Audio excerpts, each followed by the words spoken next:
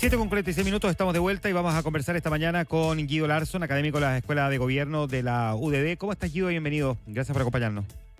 Hola, Juan Manuel, el gusto mío. Muchas gracias por invitarme. Guido, ¿cuán sólido ves tú, o por el contrario, cuán endeble, el acuerdo de paz alcanzado entre Hamás e Israel?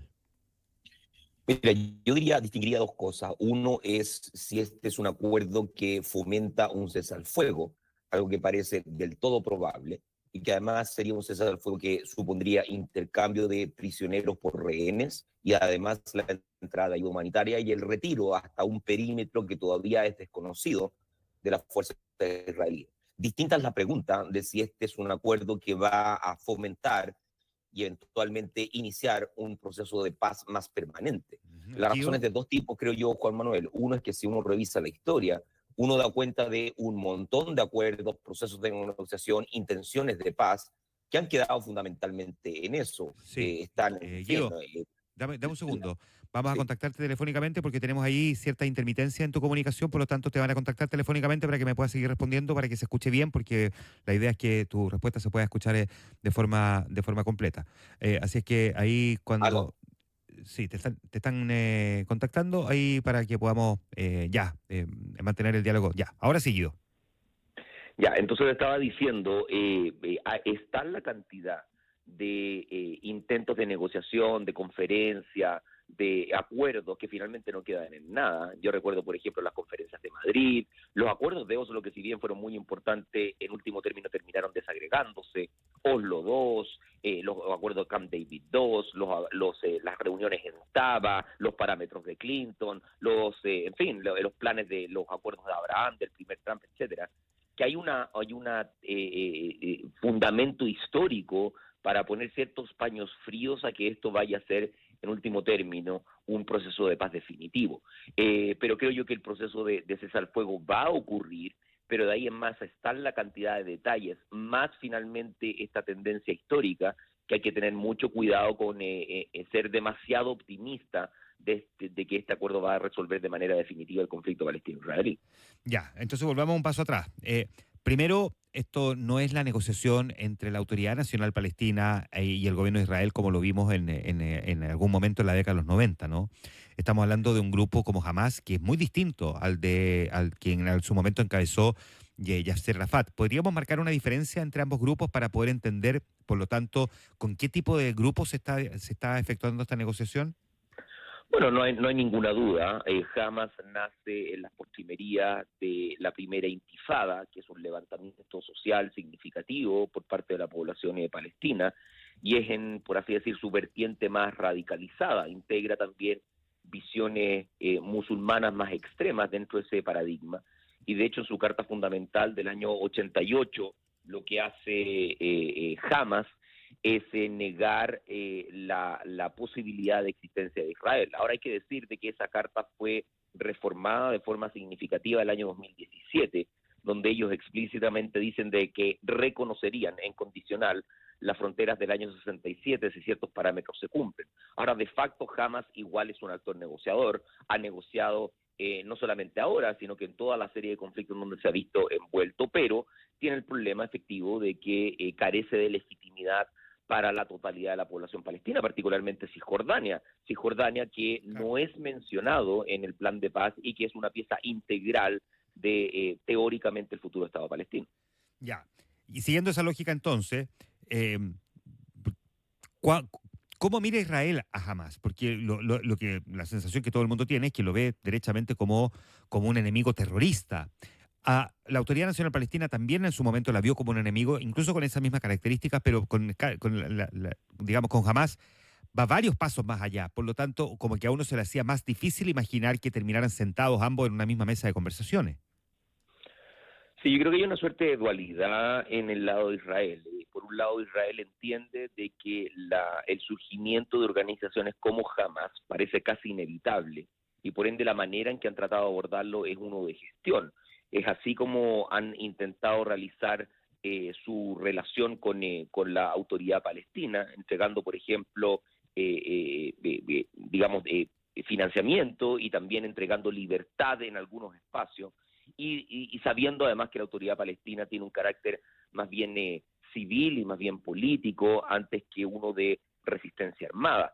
Y con Hamas es interesante porque igualmente, de acuerdo a la información al menos con las que contamos, hay una relación, no, yo no diría lineal, pero sí una relación de entender de que es posible dialogar con esta organización que está en su momento llamando a la destrucción y que hoy día se encuentra negociando con Israel. El propio Netanyahu, aunque esto es una información que no está del todo corroborada, se ha mencionado que permitió el auge de Hamas para tratar de controlar a la yihad islámica. Y por ende, entonces, creo yo que es una matriz de relación complicada, pero una matriz en donde los israelíes entienden y saben perfectamente de que Hamas puede negociar como se negocia con la autoridad palestina o con otro tipo de actores. El hecho de que tengan un cierto paradigma, una cierta visión de Israel, no ha inhibido que ni ahora ni en el pasado, estoy pensando por ejemplo en lo que ocurrió después de la operación Hierro Fundido del año 2008-2009, donde también se abren canales de negociación con Hamas, y creo que estamos observando una lógica parecida al día de hoy. Ya. Uno de los compromisos de Hamas en este acuerdo o en esta primera fase es la devolución de rehenes, pero vivos. No sabemos qué pasa con los muertos, en estricto rigor. Pero aquí hay un punto que me parece que es bien delicado, Guido, y es que ni siquiera sabemos cuántos de los rehenes que fueron capturados hoy día permanecen con vida. Esa información no la ha entregado jamás, ¿no? No la ha entregado hasta el momento. Se presume de que pueden haber casi 40 en total, considerando fallecidos y considerando rehenes vivos, pero el número exacto hasta el momento no se sabe. Claro, ¿cuánto podría impactar a la opinión pública israelí el que la mayoría de los rehenes estén muertos y que finalmente se entregue solo un puñado de rehenes vivos porque los otros murieron, o que al menos jamás diga que murieron y ni siquiera entregue los cuerpos? Digo, que ese impacto en la opinión pública israelí de alguna manera pueda torpedear a Benjamín Netanyahu y se sienta presionado a no seguir avanzando en este proceso de paz porque es una información que hasta ahora no tiene. Bueno, es un escenario que hay que tomar con seriedad, efectivamente. Puede darse el caso de que los rehenes, tal vez la mayoría de ellos, se encuentre fallecido, pero la opinión pública israelí, mi impresión es que ha estado preparándose un poco para eso. Si uno revisa las discusiones internas en la prensa de Israel, muchas de ellas apuntan precisamente a ese punto, al hecho de que no hay que tener esperanza respecto de la vida de los rehenes, de que las mismas acciones de Israel han contribuido posiblemente a la muerte de dichos rehenes. Hay toda una crítica, de hecho, a propósito de los 2 años del inicio de la guerra, en términos de cuántos de la totalidad de las personas que murieron el 7 de octubre murieron a manos de Hamas y cuántos murieron en fuego cruzado o directamente por parte de uso de la fuerza de Israel, etcétera. Y por ende, entonces, yo creo que lo que tú dices tiene un elemento de plausibilidad, pero sabemos también de que el gobierno de Netanyahu, cuando se pone un objetivo en mente, tiende en alguna medida a seguir o desarrollar ese objetivo más allá de lo que diga la opinión pública. Lo vimos, por ejemplo, con ese intento de reforma del Poder Judicial antes del inicio de la guerra, donde básicamente la totalidad de la población civil salió a la calle a criticar lo que estaba intentando hacer Netanyahu, y Netanyahu seguía en marcha. Yo creo que algo de eso puede ocurrir ahora. Ya. En el entendido de que este proceso se firma en estas horas, ¿no? Y que comienza este intercambio de prisioneros. El otro gran tema es el retiro de tropas paulatino de Israel desde la Franja de Gaza o desde Gaza propiamente tal. Pero no queda tan claro, al menos no hemos visto, si Israel está dispuesto a salir completamente de ese territorio. ¿Podría convertirse esto en una piedra de tope en, no sé, la tercera fase del acuerdo? Yo creo que sí. Se han circulado algunos mapas por partes de medios internacionales que designan el perímetro en el cual supuestamente las fuerzas de Israel se mantendría. Es posible de que esto sea un elemento de muchos, entre paréntesis, que podría torpedear el acuerdo, pero en parte porque tiene que ver que no hay mucha claridad respecto de quién fiscalizará que el acuerdo se está llevando a cabo. Es decir, se habla de Donald Trump, pero Donald Trump lo hemos visto bastante alineado con los objetivos de el propio Israel, y no sabemos realmente si para Hamas y si para los palestinos Ujú. Donald Trump cuenta con la legitimidad para hacer cumplir el acuerdo. Pero una vez más, este es un acuerdo que tiene 20 puntos. Si uno revisa los 20 puntos con detalle, un elemento problemático, evidentemente, el perímetro, pero no es el único. Está, evidentemente, el tema del desarme, está, por cierto, el tema de quién va a gobernar Gaza, cómo va a gobernar Gaza, quién Vea- va a integrar Veamos esos este puntos. supuesto. Primero, Sí, de acuerdo. ¿tú crees que jamás está dispuesto, por otro lado, también a un desarme total y completo? Ha dicho que sí, pero creo que el punto no es si está dispuesto, sino cómo se corrobora que finalmente se ha desarmado y cuál es el estándar que debe cumplirse para el desarme. El acuerdo dice de que será Israel quien determine que ese estándar se cumple. Y ahí hay un problema, porque evidentemente Netanyahu puede decir, miren, Hamas no se ha desarmado, la evidencia puede ser parcial, incompleta, puede no existir, y por ende iniciar finalmente un proceso nuevamente reiterado de violencia sobre ellos. Esa es una de las razones por las que también Hamas ha flotado la posibilidad de que sea una entidad internacional la que esté detrás de este proceso de fiscalización. Pero claro, tú aciertas en que es un punto muy problemático. Y el otro punto problemático también es quién queda con la administración de Gaza, porque jamás podría reclamar su legítimo derecho a querer ser ellos los que lo sigan administrando. ¿Qué va a pasar ahí? Bueno, ese probablemente es el punto político más enredado. Supuestamente va a haber una suerte de consejo de gobierno transicional integrado por el propio Donald Trump. También se ha mencionado a Tony Blair. Se ha dicho que será un consejo tecnocrático integrado por palestinos, pero no se sabe ni el mecanismo de elección, ni quiénes serán los nombres, ni cuál es el tiempo de duración de este supuesto consejo que administrará, cuáles son los atributos o facultades que va a tener, cuánta legitimidad va a tener sobre ojos palestinos, etcétera, y supongamos que cada uno de esos factores logra sobrepasarse, bueno, ¿qué es lo que ocurre después? ¿Van a haber elecciones? ¿No van a haber elecciones? ¿Va a haber un Hamas 2.0 que se puede presentar a elecciones, etcétera? Entonces, nótese de que el grado de detalle es tan importante tenerlo para poder avanzar en un proceso de paz, que eso mismo hace entonces de que la negociación sea extremadamente complicada. Ahora, obviamente hay que celebrar el hecho de que la primera fase pueda concretizarse, de que pueda haber un cese al fuego, que entre ayuda humanitaria, pero creo que hay que tener mucho cuidado con la suposición de que este será un acuerdo de paz definitivo entre Ah, los dos pueblos. esa es una muy buena precisión.